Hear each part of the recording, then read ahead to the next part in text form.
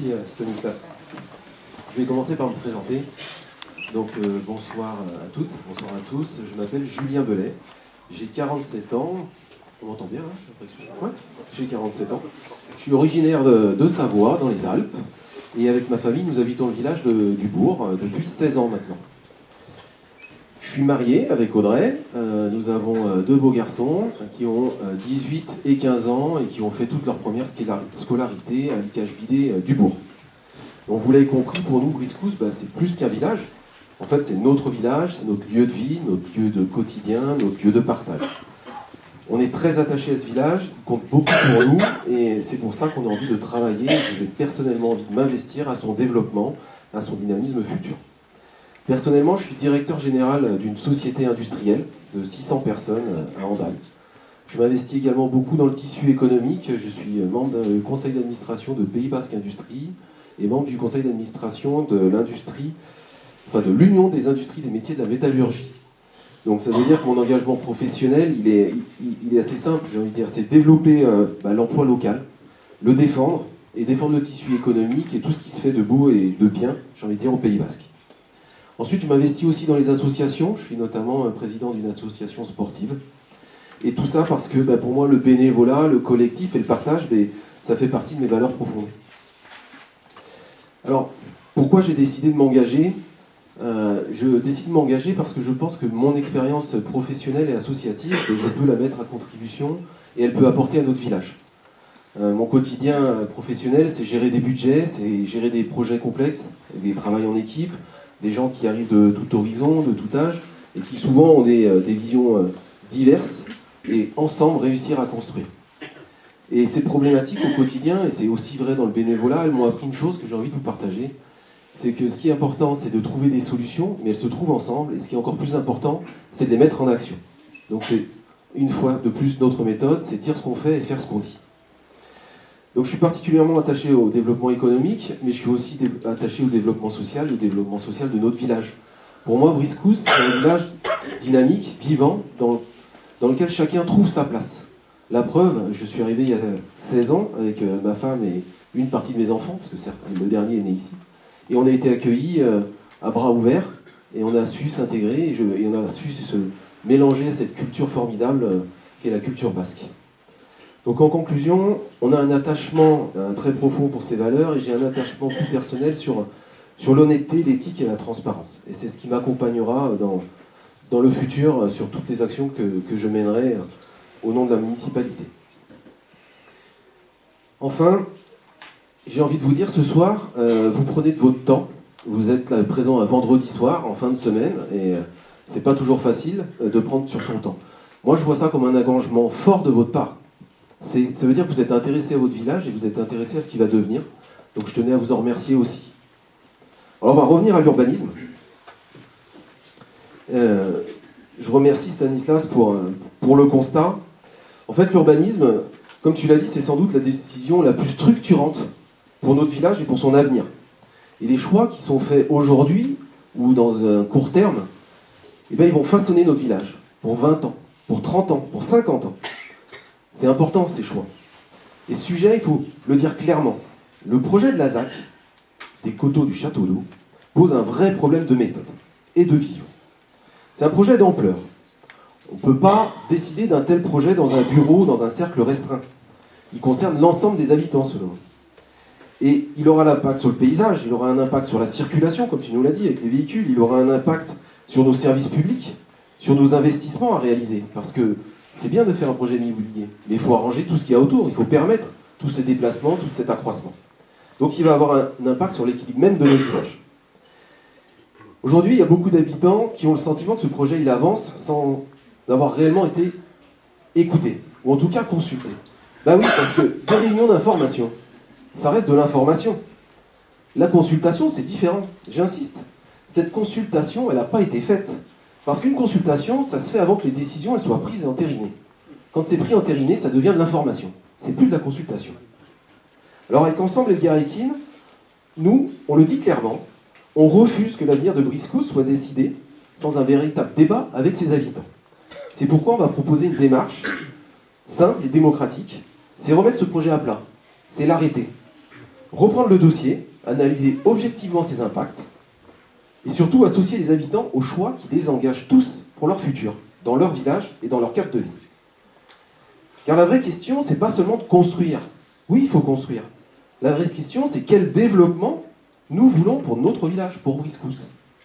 Un développement rapide, dense, qui profondément va tout changer, ou notre position, un développement plus progressif, maîtrisé, respectueux de notre identité et de la qualité de notre vie aujourd'hui.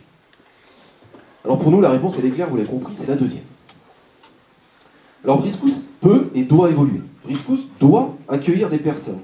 On doit créer du logement. Il faut répondre à ce besoin. Par contre, cela doit se faire à taille humaine, encore une fois, et en cohérence avec les capacités de notre commune, cohérence financière et cohérence de cadre de vie. Les routes, les écoles, les services, les équipements, je ne reviens pas dessus, Stanislas nous l'a expliqué. Et surtout, ça doit se faire sur une solution concrète et adaptée à notre village. Alors ces solutions qu'on va vous proposer et vous expliquer, c'est pas une solution qui tombe du chapeau et qu'on a inventée ensemble dans notre groupe, ça, sur ces derniers mois. En fait, elle s'appuie sur un cadre de référence qui est important. C'est le SCOT. Qu'est-ce que le SCOT? Le SCOT, c'est le schéma de cohérence territoriale. Et ce schéma de cohérence territoriale, il a été bâti par 66 élus de la communauté d'agglomération du Pays Basque.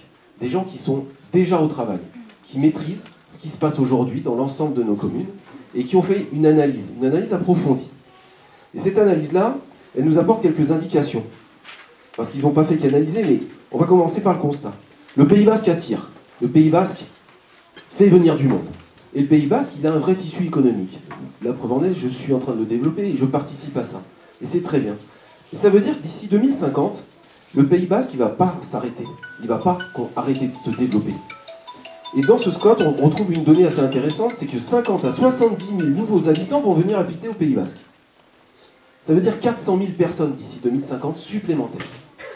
Une fois le constat fait, le SCOT nous dit qu'il faut accompagner cette évolution, mais il faut le faire correctement. Et comment?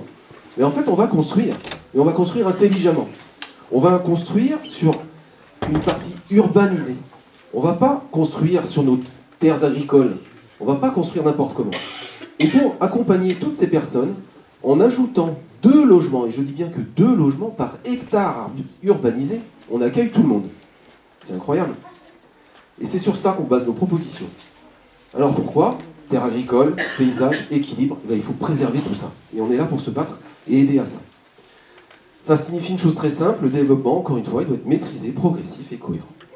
C'est exactement dans cet esprit que je vais vous présenter un peu nos solutions, avec ce développement raisonnable et à taille humaine. Donc tout d'abord, la première idée, vous l'avez compris, pour nous, c'est stop à l'expansion brutale, massive et trop rapide. On refuse que des projets soient conduits par l'expropriation ou par une urbanisation qui est imposée aux habitants. Alors vous allez me dire, mais comment vous faites? La première des choses à faire, c'est de regarder ce qui est signé et ce qui est en cours. Donc ça, c'est une feuille récapitulative de tout ce qu'on peut retrouver dans un document public qui s'appelle le contrat de concession. Contrat de concession, il est à la mairie et tout le monde peut aller le consulter. Et ce contrat de concession, dedans, il y a plein d'articles, il y a plein d'annexes. Il y a notamment un article sur les indemnités, sur la possibilité de rupture. Rupture pour le promoteur Eiffage et rupture pour la municipalité, parce que tout le monde a des droits. Et là-dedans, finalement, quand on regarde bien, on va partir du principe qu'Eiffage a envie de faire le projet, parce que ça va lui apporter beaucoup d'argent. Mais la municipalité, elle a plusieurs moyens de casser ça. Et quand on casse ça, il y a des indemnités, c'est vrai. Alors la première raison, c'est que ce contrat de concession, il imposait à Eiffage de déposer un dossier de réalisation le 10 octobre 2024. On est en 2026, c'est toujours pas fait. Dans ce contrat de concession, il y a une autre chose. Il y a une durée. Et cette durée, c'est 8 ans.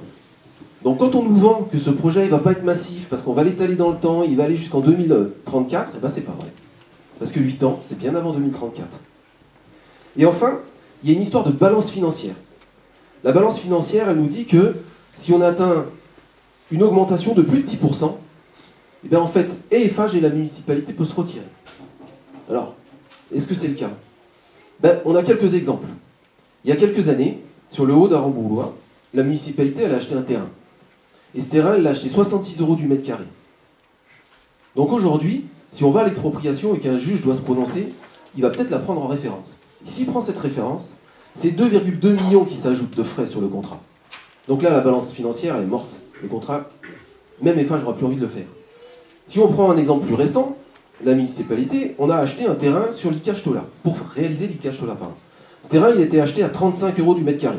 Il y a une grosse différence, c'est vrai. Mais pour la balance financière, ça reste la même chose. C'est 570 000 € de plus sur le contrat, par rapport à ce qui est prévu. Donc ça ne fonctionnera pas non plus. Et après, il faut qu'on parle de sous. Combien ça coûte à la municipalité en indemnité? Tu peux me rappeler?